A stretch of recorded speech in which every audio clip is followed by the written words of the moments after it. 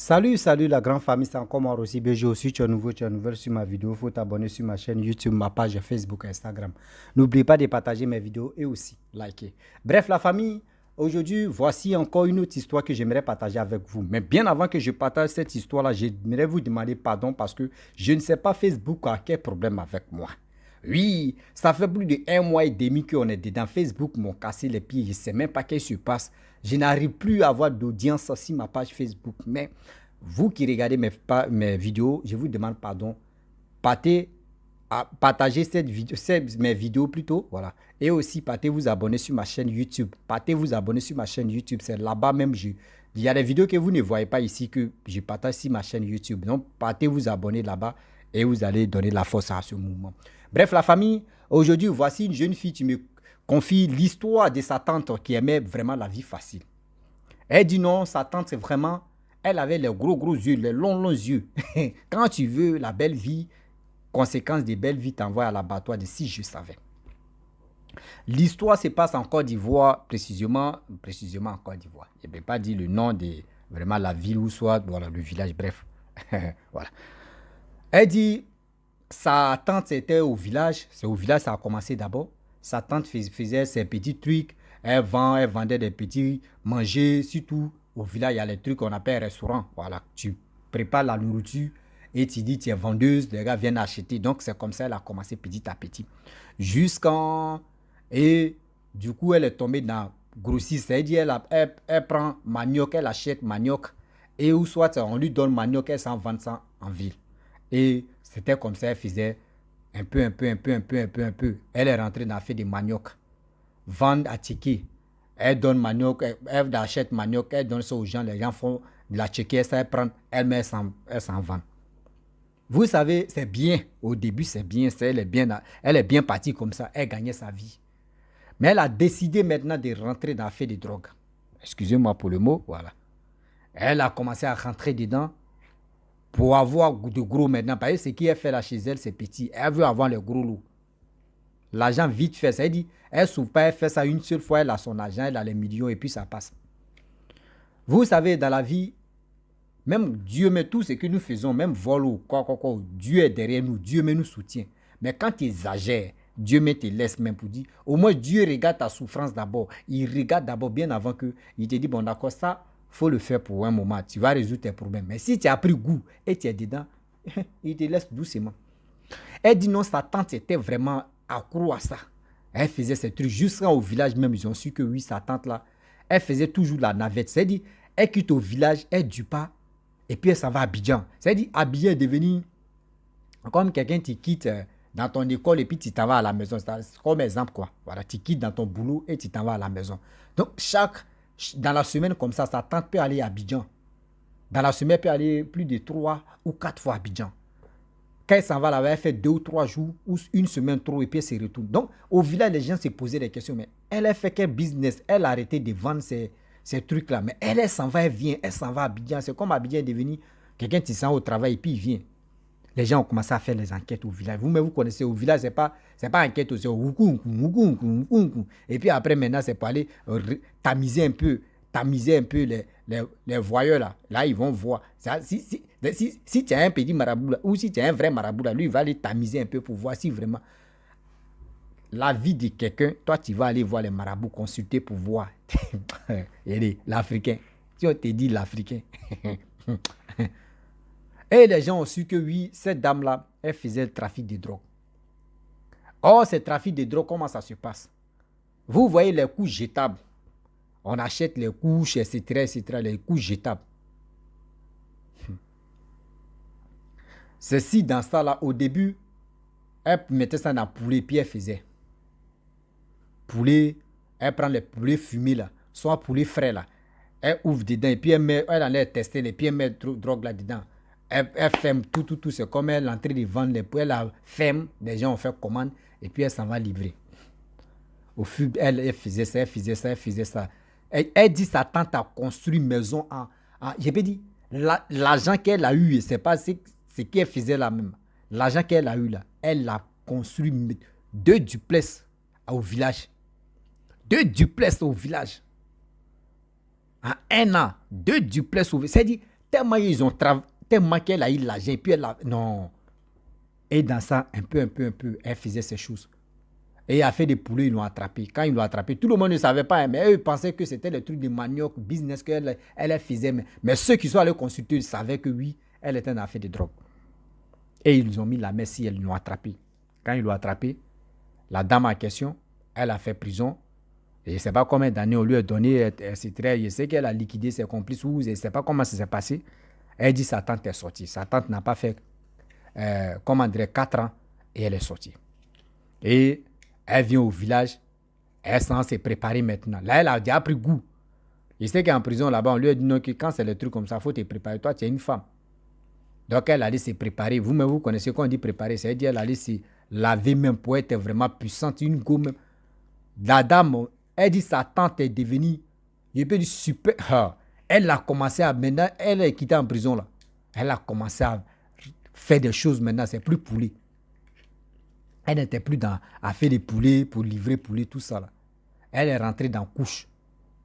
Donc, elle achète les couches et elle met ça dans les couches. Femme. Elle achète couche, elle met ça dans la couche jetable là, et puis elle met pote. C'est comme elle a un sérieux problème ou soit ça, je ne sais pas si c'est. Parce qu'il y a des couches des grandes personnes. Donc elle met drogue là, depuis elle met pote couche là. Et elle traverse avec ça. Jusqu'à là encore là, ils l'ont attrapée. Elle allait faire prison. Elles sont encore. Elle fait autre chose encore. Là, quand elle est sortie, elle s'est calmée un peu. Troisième fois, elle s'est calmée. Elle a eu un chéri, tout ça là. Parmi dans les trucs là. Et le gars l'a enceinté.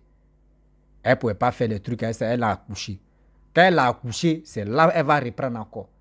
Elle prend la couche de l'enfant, de nouveau-né là. L'enfant, hein, je ne pas dire nouveau-né comme l'enfant est né tout à l'heure. Non, elle a attendu l'enfant avait au moins 6 mois. 6 mois, 4, 5 mois comme cela là. Quand elle veut voyager comme ça, elle prend couche de l'enfant là, elle met drogue là, elle fait porter à l'enfant là.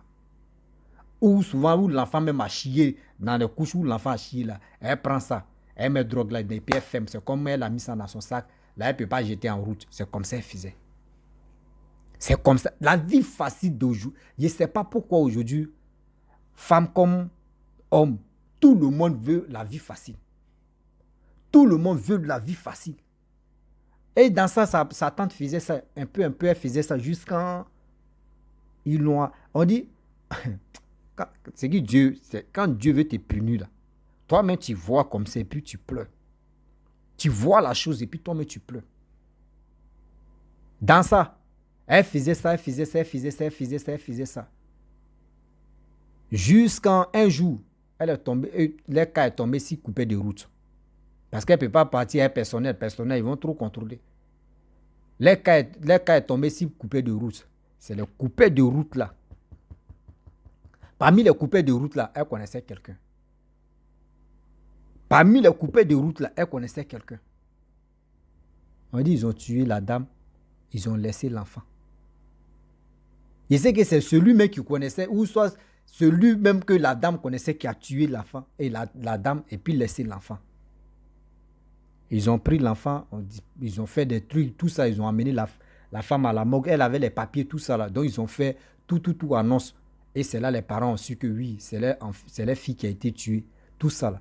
Ils sont allés récupérer l'enfant. Ils sont allés consulter, les parents même sont allés consulter. Ils ont dit non que oui. Parmi les coupés de route, elle a reconnu une personne dedans. Et c'est cette personne-là qui l'a tué. Vous voyez, dans la vie, on fait des choses et demain, c'est nos parents qui regrettent ça. Ou elle est décédée là. Tout ce qu'elle a fait là. Au moins, elle a enlevé ses parents. D'autres vont dire qu'elle a enlevé ses parents dans la mer. C'est bien. Au moins, c'est oui. Mais est-ce que l'enfant qui est là? L'enfant qui est resté là. Est-ce que l'enfant là, ils vont prendre soin de l'enfant là? Au début, ça a marché, mais arrivé au moment, les gens vont dire, oh, laisse ta maman est décédée. C'était une trafiquante de drogue. Elle, ceci, cela. L'enfant, ça va agir sur l'enfant. Elle dit l'enfant au moins, c'est... L'enfant maintenant, aujourd'hui, l'enfant... elle a dit quand même, elle a dit 9 ans, 8 ans ou 9 ans maintenant, aujourd'hui, où je vous parle en 2000, tant là. L'enfant a 9 ans ou 8 ans comme ça. Moi, je lui ai dit, moi, je crains qu'un jour, ça a sorti dans la bouche des gens où l'enfant va énerver quelqu'un, vont dire que oui, ta maman, c'était une vendeuse de drogue. Il y a des choses où je vous parle qui ne sont pas bien. La vie facile vous envoie à l'abattoir d'ici, je savais. Mais si tu as fait et tu arrêtes là, ça fait quoi? Il y a des choses où toi, tu prends, tu t'en livré, tu fais ça.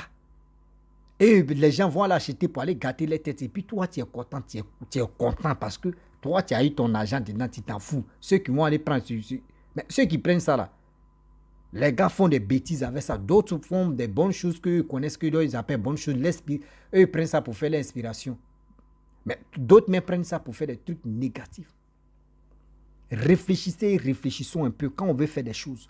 La facilité nous envoie à l'abattoir. La facilité nous envoie toujours de si je savais. Aujourd'hui, il y a combien de personnes qui sont dans ces trucs-là? Il y a combien de personnes qui sont dans ces trucs-là?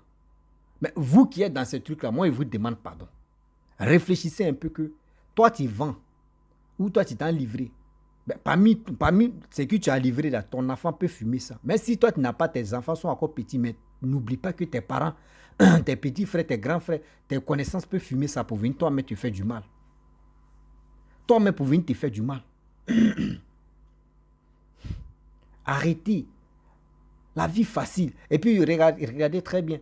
Tu vas voir, quand ceux qui font ça là, non, c'est pour enlever ma famille d'un problème. Toujours, quand tu leur demandes, non, c'est pour enlever ma famille d'un problème. Ouais, c'est pour enlever ma famille d'un problème. La famille aussi. Moi, mais il dit à la jeune fille, mais il dit, quand vos parents sont allés consulter et ils ont vu que les filles là, toi, ta tante là, elle vendait drogue. Pourquoi ils n'ont pas dit à ta tante, elle n'a qu'à arrêter? Pourquoi on ne lui a pas dit? Hein? Ou soit c'est parce qu'elle envoyait l'argent. Donc, où l'argent quitte là, ils savent que c'est là-bas l'argent dit. Donc, eux, ça ne leur dit rien. Seulement, elle n'a qu'à envoyer de l'argent. Voici aujourd'hui, vous avez perdu ta tante comme ça. Tes parents ont perdu leur maman. Je ne sais pas, ses parents ont perdu une fille comme ça, une femme comme ça, leur enfant. À cause de quoi la vie facile? À cause de quoi la vie facile? Mes parents, moi, je venais vous dire quelque chose que quand vous voyez que vos enfants sont dans des trucs négatifs que toi-même, tu n'as jamais aimé même à le faire, il faut interpeller ton enfant. Quelle que soit la fille ou l'homme, il faut interpeller ton enfant. Tu vas lui dire que ce que tu es en train de faire là, c'est pas bon. Devant Dieu, devant Allah, devant comment tu pries, comment tu fais ta chose, tu dis à ton enfant que ce que tu es en train de faire, c'est pas bon. L'enfant va changer immédiatement. L'enfant va dire ce que ma mère a dit vraiment ou ce que mes parents ont dit, je vais changer, c'est pas bon. Si l'enfant était dedans, conseil, c'est bien, mais ne criez pas sur vos enfants. Ah, ce qui t'a fait, c'est pas bon. Ça, c'est... Non, non, tu lui fais asseoir. L'enfant là, nous les enfants, quand nos parents viennent, on nous fait asseoir. Quand tu fais asseoir ton enfant et puis tu lui parles sagement là, ça rentre dans sa tête. Lui-même, il est assis comme ça. Et puis, même quand il quitte dans la maison, il sent se balader. Lui-même, ça rentre dans son corps. Mais où tu parles à la violence là, l'enfant ne va pas t'écouter à la violence. L'enfant ne va pas t'écouter à la violence. Aujourd'hui, tu vas lui parler par la violence. Il va aller dehors là-bas, il va faire ses trucs. Il va dire, oh, je m'en fous. Ils ont quoi? Ils me fatiguent la tête, ils crient, j'aime pas. Mais quand tu parles à ton enfant, et c'est comme quand tu parles sagement à ton fils là, ou à ta fille là, elle-même, ou lui-même, il s'assoit et puis il dit, ouais, mes parents ont parlé. C'est qu'ils ont dit là, mais moi, mais c'est rentré dans mon corps que oui, j'ai compris que moi-même là, je suis en erreur. Oui. Moi-même, je suis en heureux. C'est comme ça on dialogue avec les enfants. C'est pas avec, en montrant les muscles, en disant, oui, sors à moi, je vais faire ça. Oui, mon enfant, il ne faut pas te faire ça, c'est pas bon. Non. La violence, on ne prend pas la violence pour résoudre les problèmes. On ne prend pas la violence pour résoudre les problèmes. On voit les enfants qui se droguent, les jeunes filles, les jeunes garçons qui se droguent. Les parents qui... Souvent, je vois des gens qui accusent des parents pour dire non, que oui, c'est les parents qui ont mal éduqué les enfants. Non, ce n'est pas ça. Souvent, il y a l'éducation des dieux. Et aussi, il y a d'autres aussi, parce qu'on dit bon malé. On dit bon malé. L'anniversaire des bons malés, d'autres me sont fumés la drogue. Mais moi, il dit, mais vous êtes bête. Toi-même, ton grand-père, tu es décédé là. S'il était artiste, mais s'il n'était pas artiste, on dit qu'il a combattu Première Guerre mondiale, Deuxième Guerre mondiale. Toi, pourquoi tu ne fais pas sa fête? Quand ton grand-père faisait ces trucs-là, pourquoi toi, tu ne t'es pas renseigné pour aller faire ça? Bon, malé, mais sa famille mais ne te connaît pas. Lui, mais il te connaît, mais son enfant ne te connaît pas. Toi, tu t'en vas fumer parce qu'on dit que c'est son anniversaire. Tu t'en vas fumer le poupou napou. Et tu as couru maintenant. Tu as eu problème comme ça. Les petits jetons qui traînent à la maison là-bas, là. Quand ils passent à main, on sait que tu as passé là-bas. Parce que si tu veux prendre ça pour aller fumer la drogue, des conneries comme ça. Oui, des conneries comme ça. Arrêtez de vous tuer, de vous casser la tête, quoi. Mes parents, si vous voulez parler avec vos enfants, prenez vos temps. Prenez vos temps, je vous dis, prenez vos temps. Parlez sagement à vos enfants. Ils vont écouter, ils vont comprendre. Eux-mêmes, quand vous parlez sagement, ça rentre dans leur corps. Et voilà, un peu quoi. Là, tu coules un peu l'âme, un peu, tu pleures devant ton enfant. Lui-même, quand il va voir tes larmes coulent même là devant lui, à cause lui, il est qui. Et puis, toi-même, ta propre mère pleure devant toi ou ton propre père pleure devant toi. Vous ne savez pas ça là. Toi-même, l'enfant, même, et puis, il dit, mais moi-même, mes parents pleurent devant moi. Moi-même, ce que je fais là, c'est pas bon. Hein. L'enfant même va réfléchir. Mais où Papitou, passe ici, c'est qui t'a fait? C'est pas bon. Non, non, non. Papitou va regarder, il va dire, j'ai compris. Il sent quoi, il va faire des dégâts, plus que des dégâts même que c'est qui t'a fait. Il va te dire, je connais. Je vais faire ça là, je vais rentrer à la maison. C'est pour venir crier, papitou, papitou. C'est mieux, on fracasse, on racatte en même temps. C'est comme ça. Donc, la famille, vraiment, j'aimerais m'arrêter là. C'était une petite histoire. Et que c'était juste sensibiliser aussi, dire à nos parents, dire à nos frères et sœurs aussi qu'il y a des choses qu'on ne doit plus faire si c'est parce que ceux qui sont dans le domaine là, laissez eux-mêmes là, ils vont commettre. Toi, le pauvre, il ne faut pas te dire non que oui, c'est à cause de la situation de tes parents que toi, tu veux faire ça. Ou soit toi, tu es désespéré, tu as perdu tes parents, donc tu n'as plus de quelqu'un, tu vas, non, faux, tu as 10 doigts, fou, tu as ton cerveau, comment tu vas réfléchir pour développer ton système quoi, et pour travailler. C'est tout quoi, vous-même vous savez non. Non, le français là, moi je suis pas dedans. Non, non. Un saut, une saut, on va puiser. On va puiser l'eau dedans. Donc, je vais m'arrêter là. Et pour vous dire merci beaucoup, vous qui partagez mes vidéos sur YouTube, vous qui partagez mes vidéos sur Facebook. Et n'oubliez pas aussi de liker, laisser les commentaires, ce que vous pensez. Envoyez des histoires, toujours, on va faire passer pour que ça puisse aussi aider beaucoup de personnes. À travers vos histoires que vous me donnez, puis je fais passer ça, aide beaucoup de personnes à mieux comprendre. Est-ce que vous comprenez? Et à éviter beaucoup de choses aussi. Donc, abonnez-vous, likez, laissez les commentaires, les pouces et partagez. Je vous dis à très bientôt. Ciao. Bisous. En ensemble.